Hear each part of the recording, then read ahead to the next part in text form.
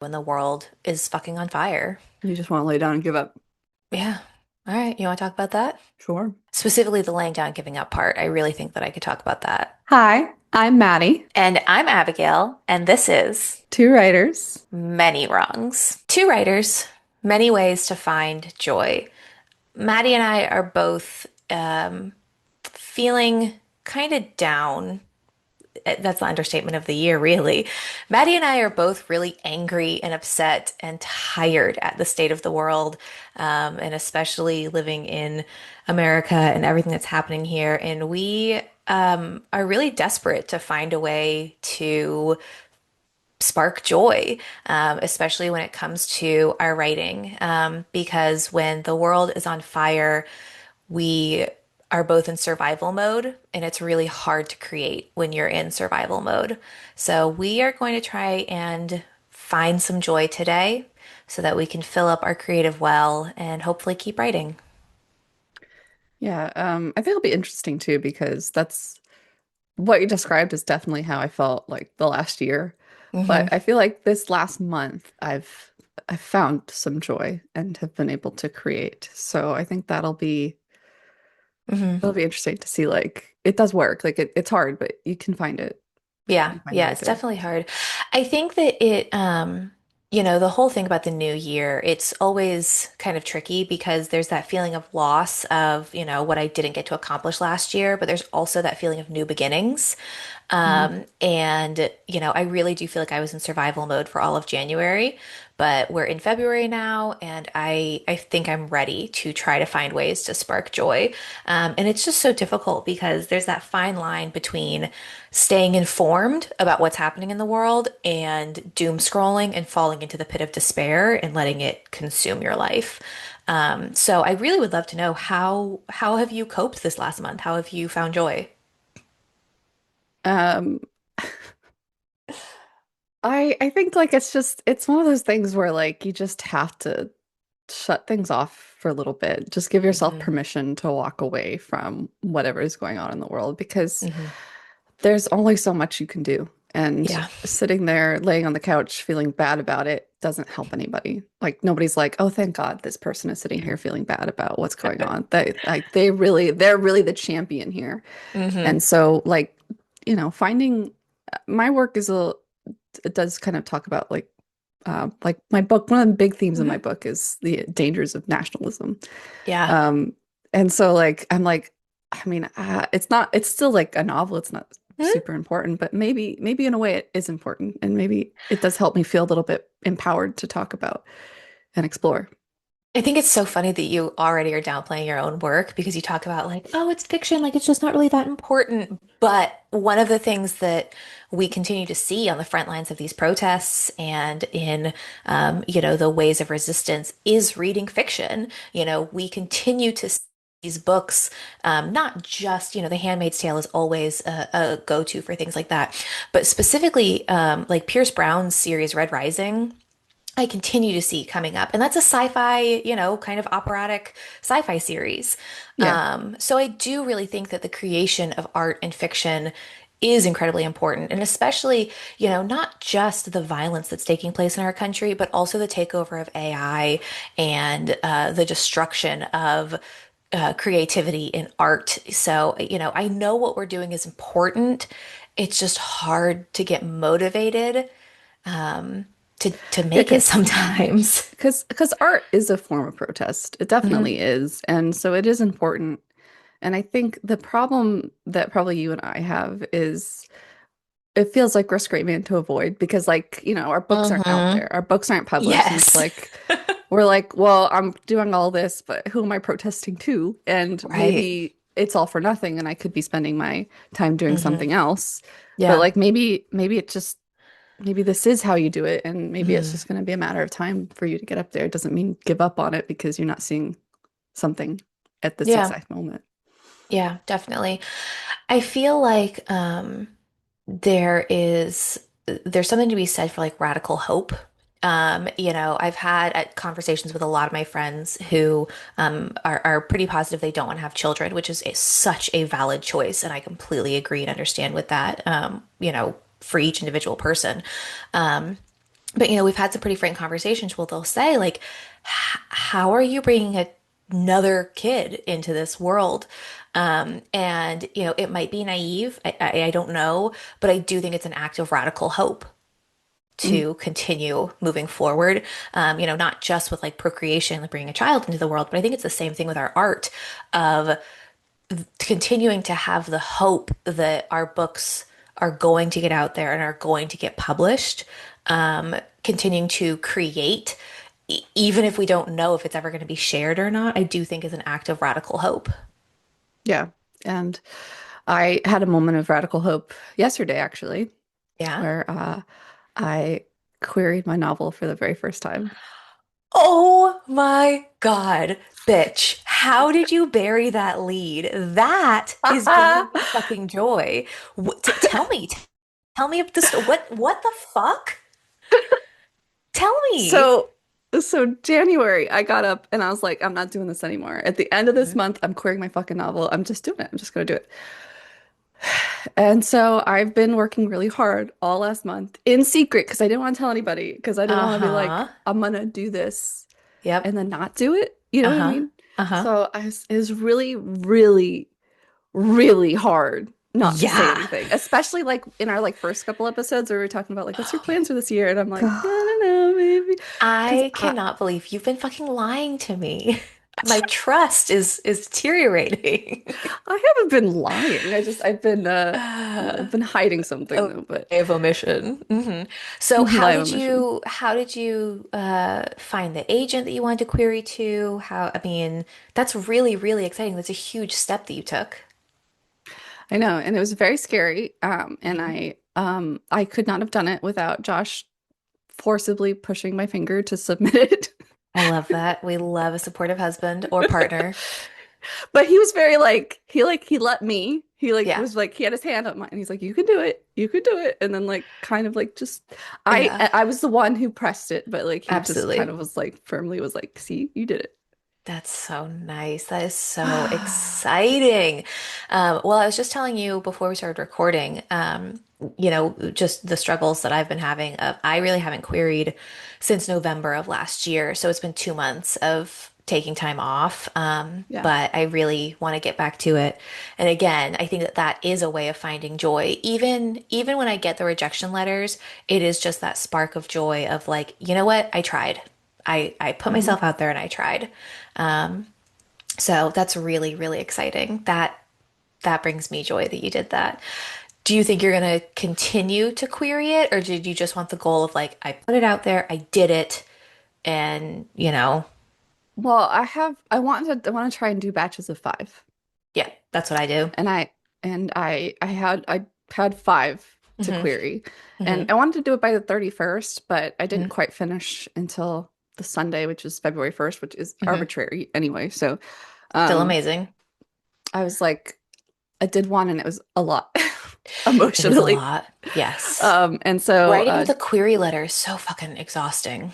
so I was like, this is it. I'm just gonna do one today, and then Mhm. for the rest of this week, I'd like to query the other four, and just move on. That's amazing. I love that for you. That just makes me so happy. I hope you query Michaela because they were looking for some sci-fi when we interviewed them. So we'll see. Who knows? I mean, I was looking at Michaela's wish list, and there wasn't anything that was quite like a Okay, fit okay. Yeah, it for may what have I had. rotated. So Um, well, that's really exciting. That's awesome. I'm so, so happy for you. That's a great way to find joy. I think the hardest part was I think well, it was hardest part, but it really helped me connect to my novel was writing the synopsis. Yeah. Oh my God, it's so hard. Oh my God, it's so hard. I just Hmm. like so I started with just I wrote out every like major plot point. Yep. Like Hmm. and then I just kind of like condensed it after that and like tried to make Hmm. it sound nice and like Yeah. Choosing the singular character to write the synopsis through is also really difficult for me since I have so many different points of views. And they always say in the query letter, you can mention it's multi-POV, but focus on one character. And it's like, oh my God, that's so fucking hard. yeah. Um Hmm. Yeah. Nice. Well, I'm trying to think of things that have brought me joy. And there are things that have brought me joy in my life. I just don't know. I guess I need to try and find a way to channel them into my creative energy. But one thing that's brought me joy is Michael has started reading. So last year he finished, I want to say like 12 books, which is a huge deal for him. And then he has been on Book Talk, and he got turned on to the author Frida McFadden. And Okay. their mystery. And it's literally Oh, only February 2nd, and he's read, I think, 4 books so far this year. that's amazing. That's And really is just amazing. ripping through her catalog. And like that's been really cool. And it inspired me to reach out to her for the podcast. And she so far is the only agent who's written back and said, like, we so appreciate you reaching out, blah, blah, blah. It's so nice. But like her writing schedule is just really busy, reach back out towards the end of the year. Hmm. But I think that just making the effort brings me joy. Like as I'm talking through this, like reaching out to the 6 authors that I reached out to about the podcast, it does bring me a certain amount of joy of like, I am doing this, I am moving forward. And I know Hmm. once I start back on the edits for my second novel, I will feel joy. It's just getting to that point. Like I feel like I really suffer from inertia, you know? Hmm. Yeah, Like I getting totally get started that. is hard. Getting started is hard, but there's Mhm. the joy in once you do get started, there's the joy in Mhm. having done something. I think that was Yeah. something that was really key. And I was doing Pomodoros, so at like 25 Hmm. minute sprints where I just set a timer and I open a chapter and I'd say, just work on it. And Nice. then it didn't matter if I did like a sentence or if I did, you know, Hmm. 600 words. It didn't matter. It just worked during this time frame. And then that felt like that brought me joy because it's like I accomplished something. Because the timer would go off and I'd be like, I can't believe it was 25 minutes already. And Yeah. I had done something, even if it wasn't a lot. Um, and I just Hmm. tried to like count how many times I sat down for 25 minutes and focused rather than word count or page count or how many chapters I was doing. Tried to focus on Yeah. that. I love that idea. That's really nice. And I think that that's the other thing that I've been struggling with. Like we talked about, there's so many other things going on that it's hard to like prioritize the writing sometimes. So like the school semester just started back and I'm teaching 2 classes this semester. And one of them is a class I've never taught before. So I Mm. spent basically all of winter break creating this class and the syllabus and everything about it. And it's just been really hard trying to like balance having 2 classes and a brand new class I don't really know what I'm doing and like grading already. I mean, we're only 3 weeks in the semester and I've already had tons of grading and like their first essays have been due and like trying to store up enough energy to get that done and then still have energy at the end of it to write. But I like that idea of the Pomodoro, even if I just do it once a day and just do a 25-minute sprint, I know that I would feel better about it. And 25 minutes isn't that long, It's you not. know? It's really not. That's what I would do. Um, Like I would be like, just do 25 minutes. That's it. 25 minutes, you try it. If it doesn't work, you move on to something else. mhm. And that usually wasn't the case. Usually, since I had time to do more Pomodoros, I usually ended up doing more Pomodoros. It's just the starting that was the hard part. It's so hard. It's so fucking hard. And there's always some excuse of like, oh, well, I really need to like clean this, or I really need to do that, or I really need to. And it's just like, it's just excuses. And it's really, really hard to like get around that fact of I'm just making excuses. I mean, we were talking earlier about jokingly like doing a podcast of how Mhm. to procrastinate. Yeah. And I think that's how we lose joy Hmm. is we make room for things that we think are important, Hmm. Yeah. rather than doing the things that are important because, we are artists and that's part of who we are and that's part of how we express ourselves, especially in these dark times. And that does bring us joy. And so trying to run Hmm. away from that is doing the exact opposite. Yeah. I think it's also, I definitely suffer from like using the people in my life as excuses, which is bullshit because I have such a strong support system. And so like Michael has just been sick for like a week, and just having, a Why? hard time getting over it and stuff. And I've been using that as an excuse to be like, oh, well, like I have to do the dishes and I have to do this and I have to play with Maggie and I have to whatever. When the reality is he's fine. I mean, he is sick, but like he is very capable and happy to do all of that. Like one of Michael's big things is breaking the stereotype of like the man cold, so like he's eager, yeah, he's blowing his nose every 5 minutes, but like he wants to be helpful around the house, and I haven't been letting him and using that as an excuse. Like I know that I could come into my office and close the door and just write For for 25 for minutes. for 25 minutes. I know. I know. It's hard. It's so hard to like let that go, you know? Yeah. I think Yeah. the key to sparking joy is you know the things in your life that bring you joy, Yeah. and you need to stop avoiding them. Like, Yeah. Why am I running away from joy? Why am I doing this? because you feel guilty. You feel like you don't Yeah. deserve joy because of all Yeah. the things that are going on in the world. You feel like I don't Yeah. deserve to feel joy. Yeah. No, that's really true. It is hard to, because you feel like you're ignoring what's happening in the world when you're trying to find joy, and you're not. Like you have to find joy in order to survive what's happening in the world. That's very true. Yeah. I mean, That's how you keep hope alive. yeah, absolutely. It's so interesting. I was talking to Michael about this the other day because there are anti-ICE protests happening throughout Orlando. And I said to Michael, I was like, when it was the Women's March back in 2016, my mom brought my niece to the Women's March. And she was probably, I don't know, like 5 at the time. I mean, she was young.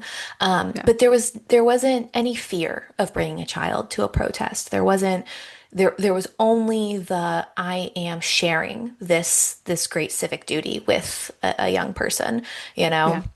Yeah. And now watching things that are happening, watching the videos of children being pepper sprayed, I'm like, I'm fucking scared to take Maggie into all of that. And then it Yeah. makes me feel like I'm making so many excuses of uh of being inactive, that I feel guilty if I were to take time for myself to find joy, because I feel like I'm not the work to earn joy, which I know isn't true. But definitely like talking through this with you, I think that's what I've been doing is I don't feel like I've earned the right to have that joy. I haven't been doing enough hard work for it. Yeah. And I think there's a couple of things to keep in mind is like everybody has a different role Hmm. to play. Yeah. And maybe you see people doing a role and you feel guilty that you're not doing that role, but maybe that's not your role to play at this time. Yeah. Maybe it was in the past, but maybe right now that's just not something that's doable. You have to think of Hmm. your family too. And there's other Yeah. ways that you can help in that. And also, you have to keep joy alive in order to be able to be useful in that Hmm. situation, to be able to participate. Like if you just feel bad and you're laying doom scrolling, again, that doesn't help Yeah. anybody. But if you go Hmm. and you refresh your cup and you find the joy, you find the strength to continue Yeah. fighting. Yeah. And again, talking with you, realizing that like, your book talks about the dangers of nationalism. My book is talking about the dangers of like cult mentality, and lack of education. Yeah, I mean, they are important topics that if hopefully someday we're successful in getting them out there, they might be impactful. And so just remembering that like that is a form of resistance to have joy and to have radical hope and to find those moments is helpful to remember, because sometimes it just feels so selfish. Yeah, I know it does, but it's Yeah. hard to remember that it's not Right. Yeah. that selfish. Yeah. So is doom scrolling. Doom scrolling is very selfish. Dude, doom scrolling is so bad. And then I feel almost worse when like because I have a problem with TikTok. I know that you have basically gotten off TikTok for the most part, and you're Yeah. doing much better with it. But like, I still very much have a scrolling problem on TikTok. But I will get into like these situations where it's not doom scrolling, it's like hope core, and it's just like puppies and little kids and whatever else. And then I feel guilty because I'm like, I am just using this as like a fucking shield against what's happening. Like, there's no winning. There really is no like feeling good about what you're doing all the time. you know? So finding those moments of joy is really important. Um, this past week, Michael and I went to Disney with Maggie, Mhm. and we took Michael's sister and her daughter, who's 6 months older than Maggie, and they had never been to Disney. Well, his sister had been, but not for years. Yeah. And we did 4 parks in 4 days, and it was Wow. exhausting, Yeah. but it brought me so much joy to see these two young girls like run through the parks and get to experience stuff for the first time. And they met princesses, and they met Mickey and Minnie, and like remembering that joy of imagination was Mhm. really exciting. And I think that definitely filled me with joy, like outside of the creative world. Yeah, and I think that's important because stuff like that, it reminds you what you're fighting for. No, absolutely. Um, because I think that's the other thing is that I feel like if I'm finding joy, I have to be using it in some way. And like that's just as detrimental because it goes back into the cycle of like everything has to be earned and reminding myself that like it's okay to just go on vacation with your family and bring joy and remember that, your kid is 2 and she doesn't know what's going on in the world and she shouldn't have to know what's going on in the world. Yeah. I'm thinking Yeah. about as a gamer. Hmm. I'm thinking about there's so many video games that I can think of in which like the world's about to end, everything's going Hmm. to everything's exploding, but your character's like they have a party with Yeah. all their friends because it's like it's the end of the world and they Hmm. need to like take those moments to just enjoy life a little bit. And like you Hmm. think of that and you're like, well, that makes sense. Like, yeah, they deserve Right. this. They've been working so hard. But like for us, it's Yeah. not. We don't deserve that. Hmm. But like, Yeah. but they're literally like the world is Hmm. literally falling apart. They need to go Yeah. stop whatever this is. But they take a night to have a little Hmm. party Hmm. to, fall in love and do all that kind of stuff. And, you Yeah. know, Yeah. I know. It's so interesting. Joy is so much harder to hold on to than despair or worry or fear or any of the rest of it, you know? Um, I really have to work to find joy and hope, and don't ever have to work to find anxiety.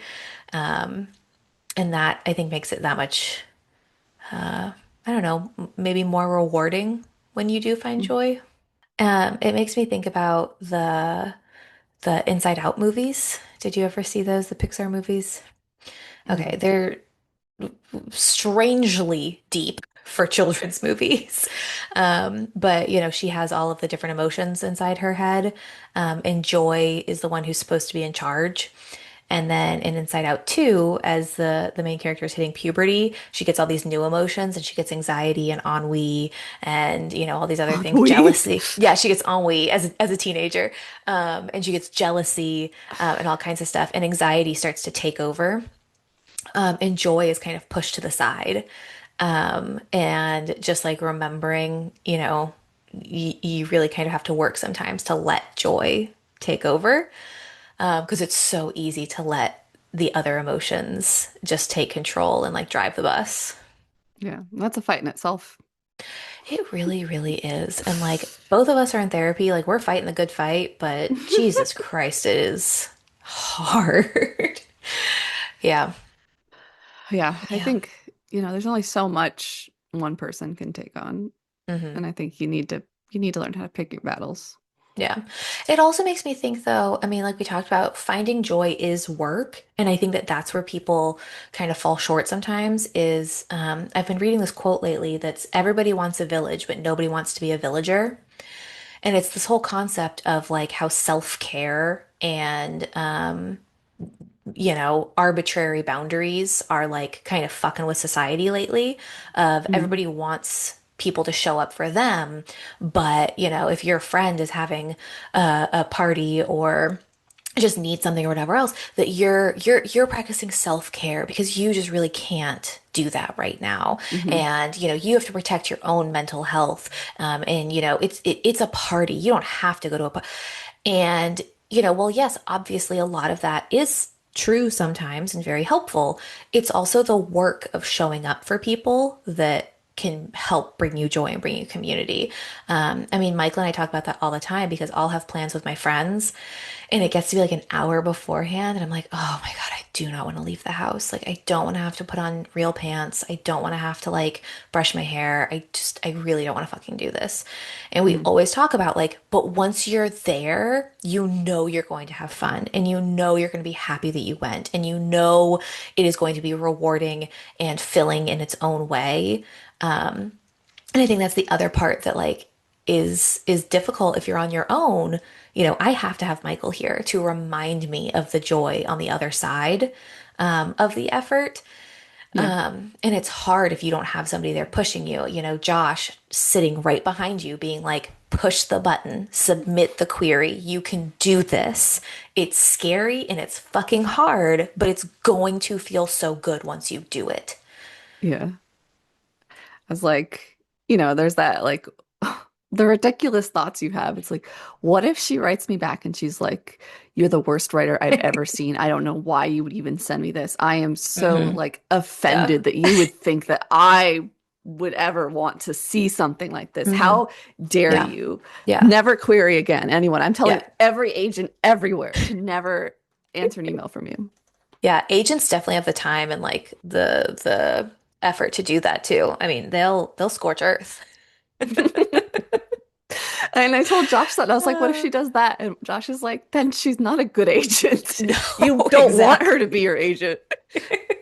Exactly. Then she's not just a bad agent, she's a bad person. Like, Yes. yeah. That's wild. Because Yeah. I think of like Hmm. the worst story I read for Hmm. like m the magazine, and Hmm. my thought was, this is their first story they've ever tried to Yeah. write. They've never Hmm. had anybody teach them how to write. And I felt like Hmm. very endeared to them. And I'm like, I'm so proud of you that you wrote this and Yeah. you sent this. I mean, it needs a lot of work, but like I'm so proud Yeah. that you started and you did this. And I wish I could Hmm. like, email you and be like, hey, let's talk about how Right. like, because there's like a lot of like very like basic stuff they weren't doing right. But I Hmm. read the whole story because I was just like, Hmm. I could tell that they tried really hard and this was Hmm. that they just didn't have the experience. And that may be the case with my query letter too and my Hmm. synopsis. And, it'll be like, oh, Hmm. it's very inexperienced. But like, I mean, I Yeah. don't think badly of that person. I really hope that they've continued to write and Yeah. improve their skills. It's Hope just they so do. hard when you're not in a position that you're able to give feedback. Like that's really fucking hard because that's the thing with my query letter is that I get a lot of form rejections. And I know from talking to agents and from all the rest of it that like sometimes it just isn't a right fit and that's just all it is. But sometimes I do wish that they could write back and say like, hey, I can tell that your query letter isn't, quite seasoned. Like these are some things that you could improve. And it's just hard when there isn't a place to give that feedback. So like I love that you were endeared to them, and it just makes me sad that that person Doesn't isn't know going to that. get to, yeah, they don't get to know that. Like that's really, really hard. And I'm thinking about like with my teaching, you're much more generous than I am at times. If a student like deliberately does not follow directions, I get so angry and like have written to students and been like, "Hey, you're 200 words over word count or sometimes 500 words over word count. Like my time is not more important spent on you than it is on any of your peers. Like you need to follow the directions." Yeah, Um, that you yeah, that know. does seem to be a Uh, thing that you really have a problem with. I I Don't even go one word over word count with Abigail. I She's gonna just go scorched earth. it's not just that. It's just it's the entitlement of like I don't have to follow the rules. Um and I mean that's why I'm But not like an agent. That's why I'm not an agent. what if that's not like their intention? Isn't No, like I know. I know it isn't their intention. they're like, oh, I need to finish up this thought really quick, Yeah. but Yeah. let me just finish it up, and that's more Yeah. important than like cutting it off Yeah. mid-sentence. So I have gotten better at that. I have, worked on that. But it is nice to be a teacher because I'm in a position where my job is to give feedback. And so specifically this semester, I have two English second language learners who just don't just don't know what they're doing when it comes to writing a college paper. Hmm. And it's hard because I want to spend equal time on all of my students. But it's also one of those things where it's like this person clearly needs more feedback than everybody else. And so I'm trying to balance those two things. And I think that my brain could use a bit of a reframe on this of like, it is a privilege and a joy to be in a position where I can provide these students kind feedback and actually help them grow. And instead of looking at it as, oh my God, this is something I have to fucking do, it's, I chose to do this job. I'm lucky to have this job. And I need to remember that, like, helping these students build confidence in their writing is a place of joy for me, instead of looking at it as a burden. Makes me think of when I was a technical writer and I first Mhm. became the team lead in my first company that I worked at. Um, After our original team lead, she left, and I got an email from someone in a department that like I'd met before, but I didn't really know very well. And she says, "Hello, I hear that you're the new English expert." And then she explained to me that Oh, she would sometimes send stuff to my former team lead, and like because she was studying English grammar because that wasn't her first oh language, and yeah. ask her questions about like certain like Hmm. the in her workbook she'd do it and she'd be like, I don't understand why that's Yeah. the way it was. Yeah. And she's like, would you mind if I sent those to you? And Hmm. I was like, okay. But she would email me like all the time. And I would get Yeah. like kind of an I would get annoyed. I'd be like, I got Yeah. stuff to do, lady. Right. But every time I always was like, no, you know what? I'm gonna do this. I'm gonna help her. Hmm. And it became such a joy because she just was so grateful. And like I could tell, like I could see like her grammar improving over time and like her Hmm. understanding. Like she would ask me questions and like it was clear that she had listened to what I'd said before. She's like, before we talked about this and it was this, so I don't understand why this is this way. And I was Hmm. like, oh, this is kind of like a weird rule here. Because English is It dumb. it also helped me understand grammar a little bit more Hmm. because she needed me to like use like the terminology she was using in the grammar books and like Right. sometimes it's like, oh, there's a comma here, but why? I was like, okay, well now Yeah. I know, I Oh need to God. roll around it. Yeah. Yeah. And that was such a joy to like she like Hmm. brought me like these really nice chocolates for Christmas because I'd helped her so Aw. much, and she said you make me more confident in my English and my writing than I've ever been. And it was such a joy. And I it was Hmm. sometimes felt like a burden, but like taking the moment to be like puzzling it out because it was always kind of a puzzle. She would always send me like really difficult ones too. It was never like a super easy one. And I love Yeah. that. I was like, Hmm. why is it this way? Why is that the way Right. we do that? Yeah. So Oh, that's it really is a cool. joy That's to help other it. people. It is. It really is. And like that's another thing that I've been kind of putting off is the writing group that I'm a part of here in Orlando. They keep chugging along, and I've just been so removed the past couple months, and just really having a hard time, even interacting in like the Discord or anything like that. And I had somebody message me not terribly long ago, but again, probably in November-ish, and said like, "Hey, would you mind reading over this for me?" And I told them, I was like, "Listen, I have finals to grade. I have the holidays coming up. Like, I will do my best, but it's not going to be in a timely manner." And he was like, "That's perfectly fine. That's no worries, blah, blah, blah." But it is something that I've been putting off. Um, and that's one, not fair to him that I said I would do this and haven't come around to it. And two, again, I have to do the hard work in order to get to joy. And I Yeah. know it's going to be a good Part of the feeling. showing up. Yeah, exactly, exactly. And I know it'll be a good feeling to finally message him back and be like, hey, like I really liked this. Here's the feedback, blah, blah, blah. And not just that, but again, that's how you build community, which is the whole fucking point of this podcast is showing up and doing the work. Um, Yeah. You you know, and I, go ahead. I was gonna say even this, like Yes, I was just I gonna say never that. I'm never like, "Ugh, I don't want to hang out with Abigail," but sometimes Hmm. I'm like, I don't want to do a podcast. I literally said I that to don't Michael want to this do morning. that. I said that to Michael this morning. We were in car line to drop Mm. off Maggie, and I said, there's so much other shit going on, and I'm so fucking cold. I don't want to do anything. And I love seeing Maddie and getting to talk to her, but like I don't even know what today's fucking podcast is going to be about.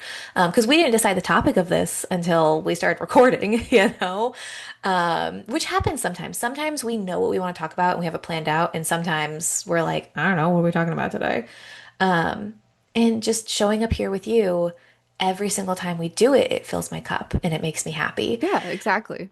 But it is difficult fucking showing up sometimes. Yeah, and like so, we started this new schedule where we meet on Hmm. Thursdays and we Yep. had to reschedule this one and you were like 10 a.m. on Monday and I wanted to die when you told me Hey, that. I tried to do Wednesday, but you were I busy. well, I have therapy. No, I know, I know. And then I had a freaking But dentist on Tuesday. It's life. It's life gets in the uh, way. You know, we have to do the inconvenient thing sometimes. I know. Monday morning recording is rough. I know. Like I was like you're messaging me what the topic is and I'm like running around like trying to get ready and I'm like, I don't know, think about it. And then I looked at the time and I was like, oh my God, it's already like 3 minutes still. Oh my God. I So know, I know. Which is funny because most days I'm the one running late to join our podcast. Normally you're sitting here waiting at like 9:50, and I'm like, I'm gonna well, be 10 okay. minutes late. Well, the thing is like usually I do my hair the night before, but I had to do Hmm. my hair this morning. So that Mm. like that It's added beautiful. so much time. Thank It you. looks lovely though. You can tell I really spent a lot of time on my hair considering it's up in a bun and was washed 2 days ago and never styled. Well, I thought about like I'm gonna wash it like last night and then Hmm. go to bed and it'll be like this Hmm. like up to my chin Yeah. because Yeah. when The it's coils. curly and wet, it like coils all the way up. But Hmm. I was Yeah. like, no, I'll just take a Yeah. shower in the morning and do my hair. Yeah. Well, I wasn't that late though, but yeah, and I don't know about you, but like just obviously winter's harder, like we know that as a fact. Just days are shorter, less sunlight, blah blah blah, whatever else. But the past 2 nights, we here in Orlando have had to drip our faucets and prepare everything because it has been below freezing at night. We had two people write in our neighborhood Facebook page that their pipes burst or froze over and they didn't have jeez. water.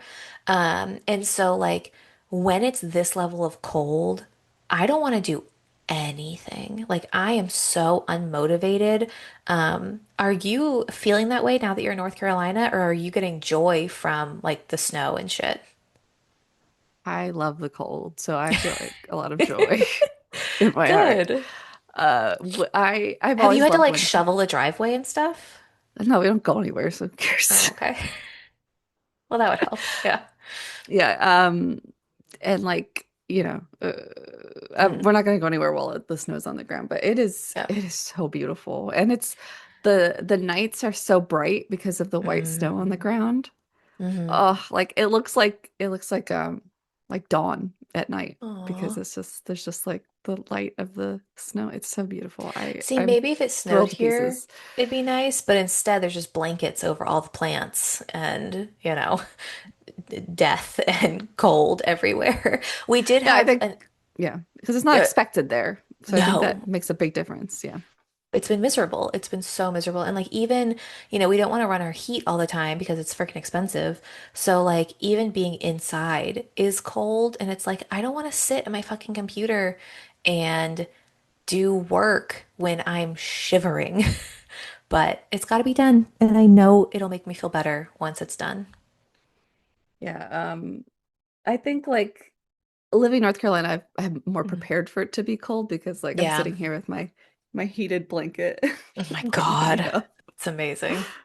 I love this. Like I exist with a heated blanket on me at all time, which I read was like Mhm. not great. Like you really shouldn't be doing that, but like Yeah, whatever. It's fine. there's so many other things like, you shouldn't be doing, but Listen, let yourself have joy. my You don't smoke. that's my joy. My joy is having a heated blanket on low, Mhm. Yeah.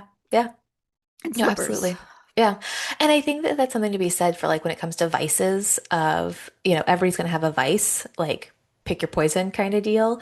And so like Michael and I today, after we dropped off Maggie at school, he had to go pick up more cold and flu medication.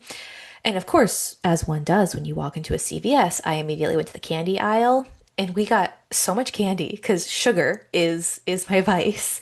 And like just that little act brings me joy, then it immediately makes me feel bad because I know I'm spending money. But also, it's fucking freezing, so I deserve to have a Twix bar. Well, yeah, I mean, so my joy is my husband and I just finished playing a playthrough of Baldur's Gate. Hmm. And after I did the query letter, I was like, I need to do something. And Josh was like, what do you want to do? And he's like, you want to watch Hmm. something? And I was like, I want to play something. And he's like, what do you want to Hmm. play? And I was like, I want to play Baldur's Gate again. Just played it. And he's like, okay, let's go. I'm ready. I'm so Done. ready. And it's like, I was like, this is Done. so stupid. We just played this game. Hmm. And he's like, who cares? Like, we both want to Yeah. play it. Let's play it. Who cares if Yep. Yeah. Did I it tell brings us you, joy. Michael and I, we got Split Fiction for Christmas? And so we're gonna try and play through that at some point. But again, it's so hard to prioritize that. Like once child is asleep at night, all I want to do is just rot. But that is the time for me to be creative. That is the time for me to sit in my office and write or play video games with Michael, or whatever. And again, I hate that you have to work for joy. It's so hard, Yeah. but it's worth Yeah. it. And it is worth it. Yeah. Yeah. And just think about all the ways that you've been avoiding joy. Like there's so many places I'm Hmm. sure Oh where you yeah. could like I could have been using this time to do something that made me happy and gave me Hmm. energy, but Hmm. instead I did this. Yep. Um so, I think we have like an avoidance like of joy Yeah. because we Because don't it's think we're deserving or yeah, I mean it's one, joy takes effort and misery doesn't. But two, it is one of those things where it is hard because it feels selfish sometimes. Like I love the act of writing and I love the act of creating and it does bring me joy even through the work, but it does feel selfish to take that time and just do it for me. Mhm. And it's the same thing with, buying candy is I feel the guilt of spending money when really it's a candy bar. It's not going to make or Yeah. break. And you don't have to feel guilt. It doesn't always have to accompany joy. I think like kind of reframing things would be good because like I'm thinking about Hmm. like when we had Jason Aukert on here, Hmm. he was talking about the reason he always finds time to write is because he knows he's a better person after he does it. Yeah. Hmm. And like I think that's really important because I get grumpy and Yeah. like when I'm not following the things that I need to do. Hmm. And I am a better person the days that I like work Hmm. hard. I have more to give because Yeah. I allowed myself to do the things that brought me joy. Hmm. And so then you kind of reframe it of like, well, it's kind of selfish of me to just be a jerk because Right? I didn't do the Yeah. thing that I should have done and just did Hmm. this instead. So, if that's what it takes, you can reframe it Yeah. that way. No, I think I really like that a lot because the other thing for me is the mental load that it takes to procrastinate because then I'm just thinking about it all the time and I'm not present in any moment. Hmm. And so I do think that that's a great way to think about it is that like once I can get through the stuff that I have to do, I don't have to think about it anymore and that allows me to be a more present person. Right. Instead of sitting here fantasizing about, oh, my characters could do that and they could do this and what about this? Blah, blah. If I just sat down and actually wrote it out, then I wouldn't Mhm. be distracted by it when I'm Yeah, I with my mean, family. so it was something I try to do because like some days when you're writing, it's like really fast and you've like got Yeah. things going, and then other days it's like pulling teeth. Hmm. So I had set a goal for myself that every day I would work on my novel in some capacity. And some Hmm. days, like I said, it'd be like a sentence. Some days I'd write Hmm. 2 chapters. Yep. And I just said, as long as I've done something, as long as I've Hmm. like, even if I was just like plotting or working on my synopsis or doing my query letter, just do something towards my novel every day. And that Yep. made me feel good and accomplished. Hmm. And even if it wasn't a lot, I still did that something, which was more than I had Hmm. been doing in a very long time. And I had to keep Hmm. reframing it that way. Like, Yeah. it's like, oh, I didn't do enough. And it's like, yeah, but you went like months without ever touching this novel and you've touched it Right. every single day. Yeah. No, absolutely. I really like that. I think that we've talked about this before, but that's kind of the key with everything is reframing it. Because we have the tendency to just get stuck in such a rut. Um, Hmm. and, especially when it comes to the act of being creative and specifically the act of writing. you know, they talk about writer's block being a real issue because you're in a rut, you're in a hole, and it's hard to get out of it, but it's so rewarding once you work through the problem. And I kind of am trying to think about it that way of I don't have writer's block when it comes to my story, but I do have writer's block as far as like allowing myself the time to sit down and write. Hmm. Yeah. Yeah. And I know once And I work through that, it's going to help. I mean, writer's block is usually you're just standing in your own way Yeah, almost always. Exactly. in some way or another. Hmm. Yeah. Yeah, I think my writer's block is usually you're not a good writer. Why are you wasting your Mm, time? That's mm. always my writer's block. So then Yeah. and it's like, well, but then at the same time, it's like, well, sure, maybe you're not a good writer, but you want to be a good writer. And how are you going to be a good writer if you don't Exactly. write? Exactly. Exactly. And like my writer's block is pretty much always just a, is this really the best way to spend your time? You know, you Yeah. could be doing all these other things. Is this really how you need to spend your time? And especially because everything else I do in my life, there's somebody else relying on me. And it's so much easier for me to show up for other people than it is for me to show up for myself. And trying to remember that, like, the other people in my life want to support me and they want to be there for me and they want to see me succeed. That by doing this, I am showing up not just for myself, but also for them because they are happy for me when I take time for Yeah. myself. And that's always a hard one to remember as well of like, my finding joy brings Michael joy and brings my mom joy and brings Maggie joy and like it happiness begets more happiness. Yeah. And if like the people in your life don't want to see you happy, they're Fuck not good them. people. I don't No. Yeah, No, so we don't like want you that like agent. like again, like we talk about this all the time, but like imagine that you're somebody else. Imagine that you're I somebody you love know. dearly. Yeah. And Yeah. would you want that person? Would you be like, oh, you know what? Hmm. I think you should just lay on your back and scroll through Yeah. TikTok and feel bad about all the things you're not doing and Hmm. not do anything. You don't want that. Yeah. You don't want that. Yeah. Like I don't want that for you. Exactly. That breaks Exactly. my No, heart that I you know. do that. No. That's not Like a good way to live your life. literally you telling me that you queried brought me so much fucking joy. It is. Uh, It's funny that like that's what it takes sometimes is we want the people in our lives to succeed and they should want us to succeed. And so like in order for us to succeed, we have to actually do the work so that we can then go to our friends and family and be like, "Hey, I did it." And then everybody gets to be yeah. happy together. Yeah, I know. And it's also like when somebody shares like their success, like it motivates you and makes you feel like, well, if they Yes. did it, I could do it. Like, Hmm. or, like, Hmm. oh, I don't know, just inspires you when Yeah. you see other people's happiness. Yeah. No, absolutely. Um, well, is there anything else that you want to talk about with joy, finding it, or um, anything like that? Um, I mean, I would just say like seek out the things that make you happy and try to spend a little bit of time doing them every day. Hmm. And try to, like again, I've done the whole like getting off of social media kind of stuff, Hmm. where I have timers where like I can only spend like 10 minutes on social media a day. Hmm. And like all that time that I was spending, I try and like replace it with something else that brings me Hmm. joy or Hmm. is in some way positive for the Hmm. household.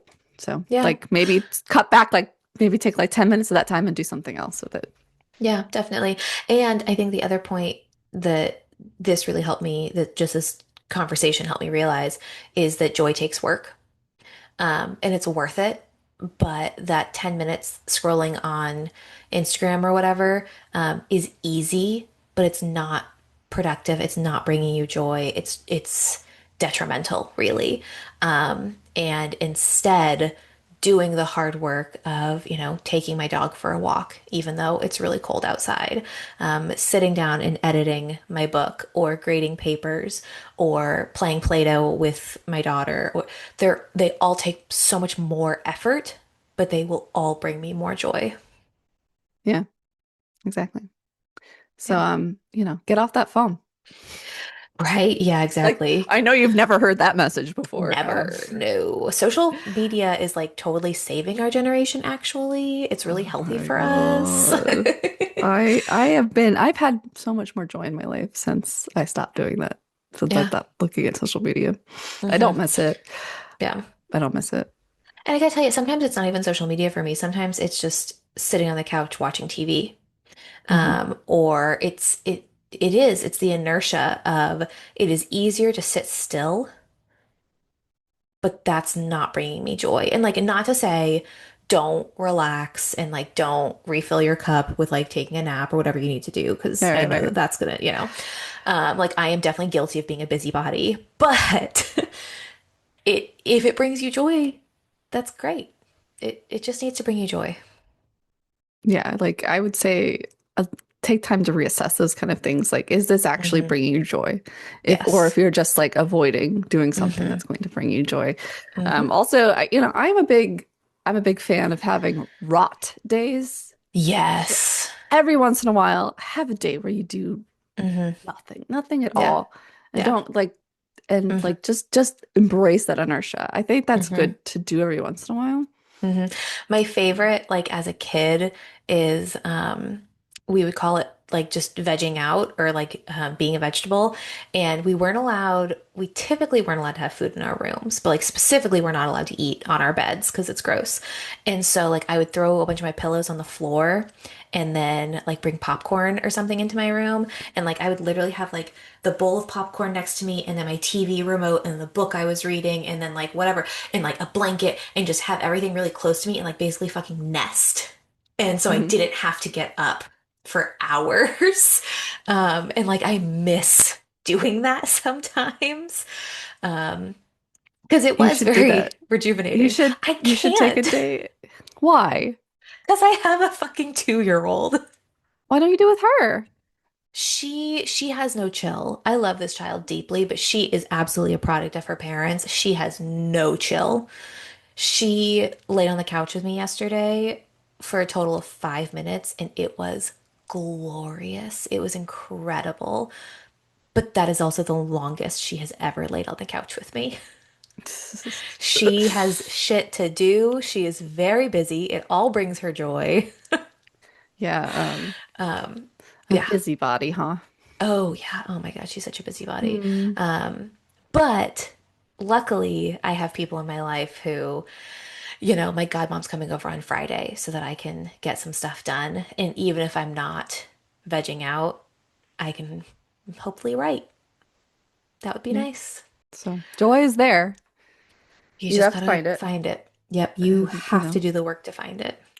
yeah. And I think a Mhm. lot of us know exactly what it is that would bring us joy, Yeah.